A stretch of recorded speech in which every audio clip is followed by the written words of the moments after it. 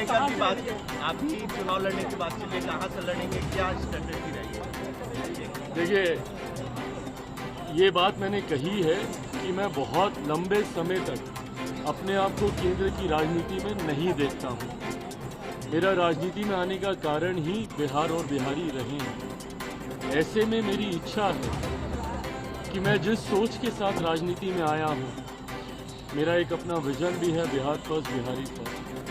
ऐसे में मैं चाहता हूँ कि मेरा राज्य बिहार विकसित राज्यों की श्रेणी में बराबरी पर आकर खड़ा हो। जो तीसरी बार का सांसद बनने के बाद मुझे एहसास हो रहा है कि दिल्ली में रहकर शायद नहीं संभव होगा। ऐसे में ये इच्छा मैंने पार्टी के समक्ष रखी थी कि अब मैं जल्द बिहार वापस जाना चाहता हूँ।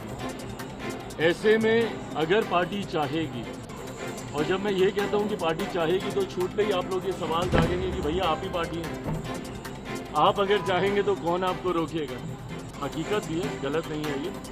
पर जब मैं कहता हूं कि अगर पार्टी चाहेगी, इसका मतलब ये है कि पार्टी इवैल्यूएट कर रही है इस बात को कि क्या मेरे चुनाव अभी लड़ने से पार्टी को फायदा होगा। तो कई बार जब राष्ट्रीय स्तर के नेता प्रदेश का चुनाव लड़ते हैं तो चुनाव में भी आपको मजबूती मिलती है। भारतीय जनता पार्टी ने कई बार इसका प्रयोग किया है जब उन्होंने अपने सांसदों को चुनाव में उतारा, जिसका उनको स्थानीय स्तर पर विधानसभा के चुनाव में फायदा हो, और ये होता है।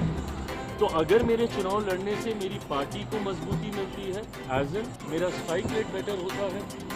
लोकसभा में हम लोग का 100% स्ट्राइक रेट था। मैं चाहूँगा कि विधानसभा में भी मैं जितनी सीटों पे भी लड़ूँ, पर मेरा स्ट्राइक रेट बेटर हो। तो अगर मेरा स्ट्राइक रेट मेरे लड़ने से और मेरे गठबंधन का प्रदर्शन अगर इससे बेहतर होता है, जो कि चर्चा में लग रहा है, तो मैं जरूर लड़ूंगा।